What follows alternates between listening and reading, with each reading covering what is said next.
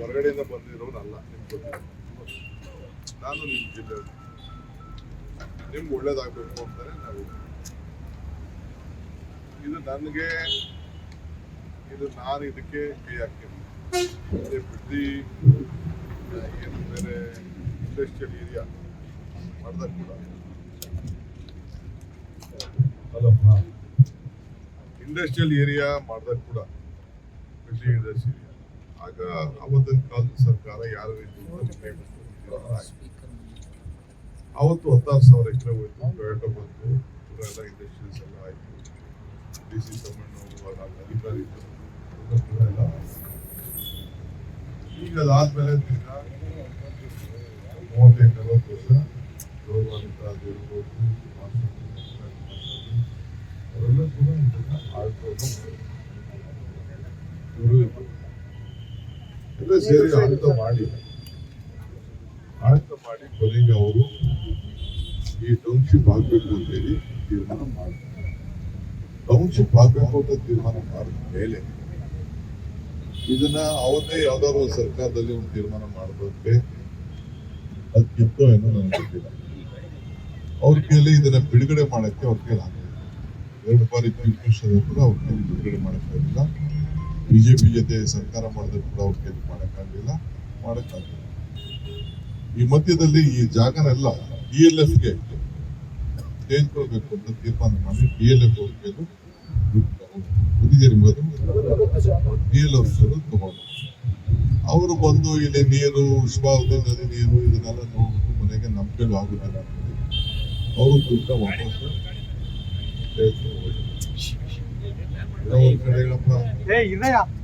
ಆಯ್ತಾಯ್ತು ಕೊಡುವಲ್ಲಿ ವಾಪಸ್ಸು ತೆಗೆದು ಹೋಗಿ ಈ ಮಧ್ಯೆ 9,000 ಎಕರೆ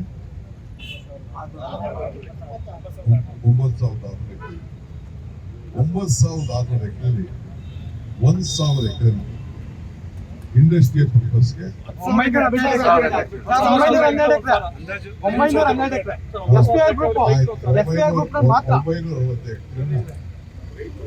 ರೈತರು ಒಂದು 10%, ಯಾರು ಒಂದು 10% ನಂಗೆ ಗೊತ್ತಿಲ್ಲ. ಶಿವಕುಮಾರ್ದೋ ಬಾಲಕೃಷ್ಣ ಕೊಡೋದು ನಿಮ್ದು ಒಟ್ಟೊಳಗೆ ರೈತರಿತ್ತು. ಅವರು ಬಂದು ದುಡ್ಡು ಇಸ್ಕೊಂಡು ಒಂದು 75 ಲಕ್ಷನೋ 1 ಕೋಟಿನೋ ಎಷ್ಟು ಇಸ್ಕೊಂಡು 1 ಕೋಟಿ ಸರ್. ಮೇನ್ ರೋಡ್ 1 ಕೋಟಿ 35 ಲಕ್ಷ, ಸಬ್ ರೋಡ್ಗೆ 1 ಕೋಟಿ 1 ಕೋಟಿ ಇಸ್ಕೊಂಡು ಮಾಡುದು. ನಾನು ತಗರಾಜಿ ಕೊಟ್ಟೆ. ಯಾರು ಒಬ್ರು ಏನಾದ್ರು ನೀವು ಮಾತಾಡಿದ್ರ ರೈತರಿಲ್ಲ ಅಲ್ಲೇ ರೈತರಿಲ್ಲ ಯಾರೋ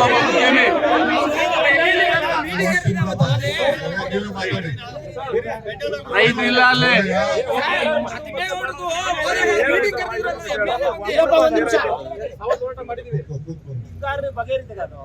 ಅವತ್ತು ಕೂಡ ತೀರ್ಮಾನ ಆಯ್ತು.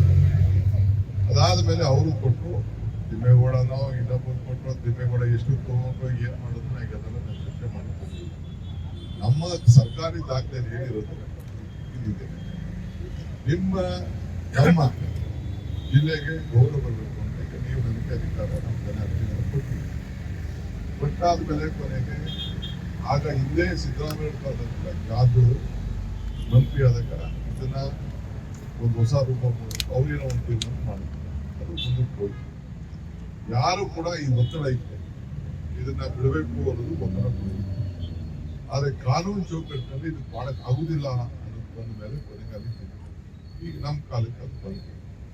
ನಾನು ಅದಕ್ಕೆ ಯೋಚನೆ ಮಾಡಿದೆ. ಈ ಮಧ್ಯದಲ್ಲಿ ಮೊದಲು ಇದು ನೋಟಿಫಿಕೇಶನ್ ಆದಾಗ ಇದು ಗೈಡೆನ್ಸ್ ಮೇಲೆ ಬಹಳ ಕಡಿಮೆಗೆ ತೀರ್ಮಾನ ಆಯಿತು. ಹಿಂದೆ ನಮ್ಮ ಇಂಡಸ್ಟ್ರಿಯಲ್ ಏರಿಯಾ ಏನಿದೆ ಬಿಡ್ದಿ ಇಂಡಸ್ಟ್ರಿ 6 ಲಕ್ಷ 5 ಲಕ್ಷ 7 ಲಕ್ಷ 8 ಲಕ್ಷಕ್ಕೆ ಯಾರು 8 ಲಕ್ಷದ ಮೇಲೆ ಒಬ್ರಿಗೂ ಜಮೀನು ಕೊಟ್ಟಿದ್ರು. ನಂದು ಮೇನ್ ರೋಡಲ್ಲೇ ದುಡ್ಡಿತ್ತು, ದ್ರಾಕ್ಷಿ ತೋಟ ಇತ್ತು. ನೋಡಿದ್ದೀರಾ ನೀವು? ಇದನ್ನ ಶೆಟ್ಪೇಟ್ ಅವರಲ್ಲ, ಈಗ ಸದಾನಂದ ಗೌಡ ಕೊಡ್ತಾರೆ ತಗೊಂಡವ್ರಲ್ಲ, ವೀರಪ್ಪನವ್ರ ಆಸ್ತಿ ಇತ್ತು.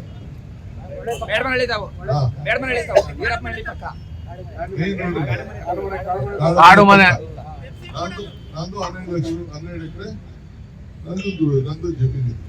ಆಗೇನ್ ಮಾಡೋದು ಆಯ್ತು. ಕೊನೆಗೆ ಅವ್ರಿಗೂ ಇಂಡಸ್ಟ್ರಿ ಇತ್ತು, ನಂದು ಮೇನ್ ರೋಡ್ ಇದೆ, ನಂದು 18 ಎಕರೆ ತಗೋಬೋದು. ಆಯ್ತು, ಇದೇನು ಮಾಡೋಕ್ಕಾಗಲ್ಲ.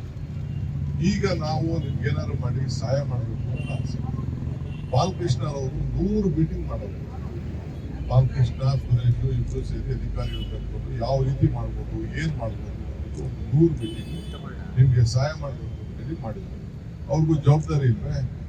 ಅವರು MLA ಇಲ್ವೇ? ರೈತರ ಪರ ಇಲ್ಲ ಅವರು, ಅದು ಬೇಕಿಲ್ಲ ನಮ್ಗೆ. ಅವರು ಮೀಟಿಂಗ್ ಅಧಿಕಾರಿಗಳ ಜೊತೆ ಮಾತ್ರ ಯಾವ ಲೆಕ್ಕ ಅದು? ಅಧಿಕಾರಿಗಳ ಜೊತೆ ಮೀಟಿಂಗ್ ಬೇಕಿಲ್ಲ ನಮ್ಗೆ. ನಮ್ಮ ಹತ್ರ ಬರ್ಬೇಕು, ನಮ್ಮ ಹತ್ರ ಬರ್ಬೇಕು. ನೀವು ಧಿಕ್ಕಾರ ಕರಿಬೋದು ಅಷ್ಟೇ, ಇನ್ನೇನು ಮಾಡೋಕ್ಕಾಗುದಿಲ್ಲ. ನಾವು ನಿಮ್ಗೆ ಏನೋ ಒಬ್ಬರೆಲ್ಲ ಕಂಡಿರೋನು ಮಧ್ಯದಲ್ಲಿ ಮಾತಾಡಬೇಡ ಸುಮ್ಮನೆ. ಏನ್ ರೈತರ ಪರ ರಾಜಕಾರಣ ಮಾಡಂಗೆ ನೀವು ರಾಜಕಾರಣ ಮಾಡ್ಕೋ, ಯಾರು ಬೇಡ ಅಂತ. ಸಿಎಂ ಅವ್ರು ಮಾತಾಡ್ತಾವ್ರೆ, ದಯಮಾಡಿ ಮಾತಾಡಿ. ನಾನು ಹೇಳ್ತಾ ಇದೀನಿ ಕೇಳಿ, ಗೌರವ ಕೊಟ್ಟು ಇಲ್ಲಿ ಬಂದು ನಿಂತ್ಕೊಂಡು ಮಾತಾಡ್ತಾ ಇದ್ದೀನಿ. ಈ ಎದುರಿಕೆಗೆ, ಈ ಇದಕ್ಕೆ ನನ್ನ MLA ನೀನು ಅವಮಾನ ಮಾಡಿ ಎದುರುಗಡೆ ಮಾತಾಡಿದ್ರೆ ನಾನು ಇಲ್ಲಿಂದ ಒಯ್ದಾಗ್ತೀನಿ. ನೀವೇನ್ ಬೇಕಾದ್ರೂ ಮಾಡ್ತೀನಿ. ನಾವೇನೋ ಪಾಪ ಅವರು ನನ್ಗೆ ಗೊತ್ತಿದೆ ಎಷ್ಟು ನನ್ನ ಟೈಮ್ ವೇಸ್ಟ್ ಮಾಡಿಸಿದ್ದಾರೆ, ಎಷ್ಟು ಮಾತಾಡಿದ್ದಾರೆ, ಎಷ್ಟು ನಿಮ್ಗೆ ಅನುಕೂಲ ಆಗ್ಬೇಕು ಅಂತ ಒಬ್ಬ ಶಾಸಕ ಇಟ್ಕೊಂಡು ಸಹಾಯ ಮಾಡೋರು ಅಂತ. ಈಗ ಇವ್ರು ನಿನ್ ಪರ ಇಲ್ಲ, ಯಾವನ್ ರಿಜಿಸ್ಟರ್ ಯಾವನು ಅಡ್ಮಿಷನ್ ಮಾಡ್ದ ಅವ್ನು ನಿನ್ ಪರನಾ? ಯಾರು ಬಿಜೆಪಿ ಗೌರ್ಮೆಂಟ್ ನಲ್ಲಿ ಇದನ್ನ ದುಡ್ಡು ಕೊಡ್ಸಲ್ಲ 1 ಕೋಟಿ ರೂಪಾಯಿ, ಅವ್ನು ನಿಮ್ ಪರನಾ? ಯಾರು ನಿಮ್ ಪರ? ಯಾವನು ಇಲ್ಲ ನಿಮ್ ಪರ. ಏನಾದ್ರು ನಿಮ್ಗೆ ಏನಾದ್ರು ಜೀವ ಕೊಡ್ಬೇಕು, ನಿಮ್ಗೆ ಏನಾದ್ರು ಒಳ್ಳೆ ಪರಿಹಾರ ಕೊಡ್ಬೇಕು ಅಂದ್ರೆ ಬಾಲಕೃಷ್ಣ ಇವತ್ತು ನಿಮ್ಗೋಸ್ಕರ ಹೋರಾಟ ಮಾಡ್ತಾ ಇರೋದು. ಯಾರು ಹೋರಾಟ ಮಾಡ್ತಾರ ಅಂತ ತಿಳ್ಕೊಳ್ಳಿ. ನಾನ್ ನಿಮ್ಗೆ ಹೇಳೋದಿಷ್ಟೇ, ಕಾನೂನು ಚೌಕಟ್ಟಿನಲ್ಲಿ ಏನ್ ಸಹಾಯ ಮಾಡ್ಬೇಕು ನಾನು ಮಾಡಕ್ ತಯಾರಿದ್ದೀನಿ. ನಾನು ಯಾಕೆಂದ್ರೆ ಇದು ಕಾನೂನು, ಇದು ಏನೇ ತೀರ್ಮಾನ ತೆಗೆದುಕೊಂಡ್ರು ಬರೀ ಬಿಡದಿ ಒಂದು ತೀರ್ಮಾನ ತಗೊಳಕ್ಕಾಗುದಿಲ್ಲ. ಇಡೀ ರಾಜ್ಯದ ಎಲ್ಲ ಅಕ್ವಿಷನ್. ನಿನ್ನೆ ಕೂಡ ನಾನು KBGL ರೈತರು, ಯಾರು ಕೃಷ್ಣಾ ಮೇಲ್ದಂಡೆ ಯೋಜನೆ, ಆ ರೈತರು ಕರ್ಸಿಸ್ಬಿಟ್ಟು ಅವ್ರದ್ದು ಕೂಡ ನಿಮ್ಗಿನ್ನ ದೊಡ್ಡ ಸಮಸ್ಯೆ ಇದೆ. 73,000 ಎಕರೆ ಒಂದ್ ಕಡೆ, 50,000 ಒಂದ್ ಕಡೆ, ಕ್ಯಾನಲ್ಗೆ 73,000 ಕಡೆ ಮುಳುಗಡೆ ಬರುತ್ತೆ. ಅವ್ರಿಗೆ ಏನ್ ತೀರ್ಮಾನ ಮಾಡ್ಬೇಕು ಅನ್ನೋದು ಕೂಡ ಇದೆ. ಈಗ ಮೇಕೆದಾಟು ಯೋಜನೆ, ಅದಕ್ಕೂ ಕೂಡ ಯಾವ ರೀತಿ ಅಕ್ವಿಷನ್ ಮಾಡ್ಬೇಕು ಅಂತಿದೆ. ಇದು ಬರೀ ಬೆಂಗಳೂರು ಸುತ್ತಮುತ್ತಲು ಈಗ ಇದಕ್ಕೆ BDA ಅಕ್ವಿಷನ್ ಆಗಿದೆ. ಏನ್ ತೀರ್ಮಾನ ಆಯ್ತು? ಎಲ್ಲ ಕೋರ್ಟ್ಗೆ ಹೋದ್ರು, ಕೊನೆಗೆ ಸುಪ್ರೀಂ ಕೋರ್ಟ್ ತೀರ್ಮಾನ ಮಾಡಿದ್ರು. ಏನ್ ಮಾಡಿದ್ರು? ನಾನು ಹೊಸದಾಗಿ ಯಾವ್ದು ನಾನು ಮಾಡಕ್ ಹೋಗ್ತಾರೆ. ಈಗ ನೈಸ್ ಅವರು ಕೂಡ ನೋಟಿಫಿಕೇಶನ್ ಮಾಡಿದ್ದಾರೆ. ಯಾಕೆ ನೈಸ್ ನೋಟಿಫಿಕೇಶನ್ ವಜಾ ಮಾಡಕ್ ಆಗ್ಲಿಲ್ಲ? ಕಾನೂನಲ್ಲಿ ಬೇಕಾದಷ್ಟು ಚೌಕಟ್ಟಿದೆ. ಹಿಂದೆ ಸ್ಪೆಸಿಫಿಕ್ ನೋಟಿಫಿಕೇಶನ್ ಮಾಡಿದ್ರೆ ಅದನ್ನ ರೇಟು ಅವತ್ತಿನ ಕಾಲಕ್ಕೆ ರೇಟ್ ಕೊಡಬೇಕು ಅಂತಾನೆ ಸುಪ್ರೀಂ ಕೋರ್ಟ್ ಆರ್ಡರ್ ಕೂಡ ಇದೆ.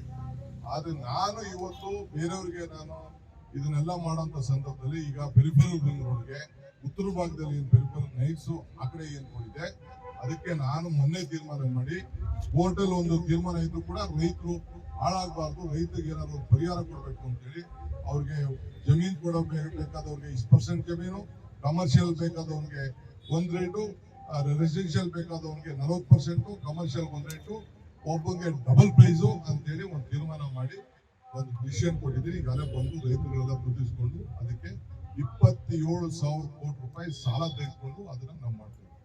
ಇಲ್ಲೂ ಕೂಡ ಇವತ್ತು ನಾನು ನಮ್ಮ ಆಫೀಸರ್ಸ್ ಹತ್ರ ಮಾತಾಡಿ ಇದಕ್ಕೂ ಕೂಡ ಸಾಲ ತೆಗೆದುಕೊಂಡು ಸುಮಾರು 10,000 ಕೋಟಿ ರೂಪಾಯಿ ಸಾಲ ತೆಗೆದುಕೊಂಡು ನಿಮ್ಮಲ್ಲೂ ಕೂಡ ಸುಮಾರು 70% ಜನ, 30% ನೀವು ಅರ್ಜಿ ಕೊಟ್ಟಿದ್ದೀರಿ. ಇದು ಆಗುದಿಲ್ಲ, ನೀವು ಯಾರು ಬಂದಿದ್ದೀರಿ ನೀವು ಆಗುದಿಲ್ಲ ಅಂತ ನೀವು ಅರ್ಜಿ ಕೊಟ್ಟಿದ್ದೀರಿ. ನಾನು ಇಲ್ಲ ಅಂತ ನಾನು ಹೇಳಿದ್ರು. 70% ಇನ್ಕ್ಲೂಡಿಂಗ್ ಕುಮಾರಸ್ವಾಮಿ ಧರ್ಮಪತ್ನಿ ಸೇರಿ ನಮ್ಗೆ ಕಾಂಪನ್ಸೇಷನ್ ನಮ್ಮ ಕೈಯಲ್ಲಿ ನೇರವಾಗಿ ಕೊಡಿ ಅಂತ ಅವರು ಕೂಡ, ಅವರು ಮಗ ಇಬ್ರು ಕೂಡ ಲೆಟರ್ನ ಕೊಟ್ಟಿದ್ದಾರೆ. ಏನಪ್ಪ, ಅವರು ಕೂಡ ಕೊಟ್ಟಿದ್ದಾರೆ. ನಿಮ್ ರೈತರು ನಾನು ಇದು ನಮ್ಗೆ ನಿಮ್ಗೆ ಅಕ್ವಿಷನ್ ಮಾಡಕ್ಕೆ 1 ಎಕರೆನೂ ನಮ್ಗೆ ಅವಶ್ಯಕತೆ. ಬಟ್ ಈಗ ನಾನು ಬಿಡೋ ಸ್ಟೇಜಲ್ಲಿ ಇಲ್ಲ.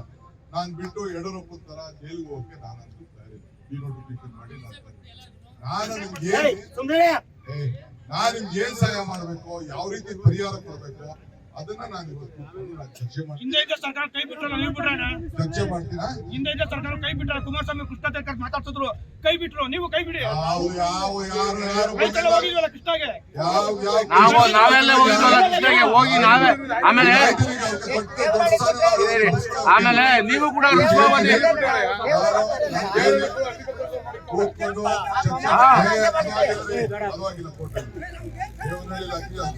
ನಿಮ್ ಸಹಾಯ ನಮ್ಗೆ ಬೇಕಿಲ್ಲ ಸರ್.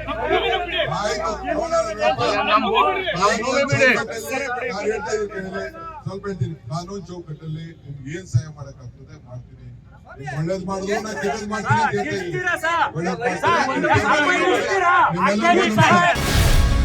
ಗ್ಯಾರಂಟಿ ನ್ಯೂಸ್, ಸುದ್ದಿ ಖಚಿತ, ನ್ಯಾಯ ನಿಶ್ಚಿತ.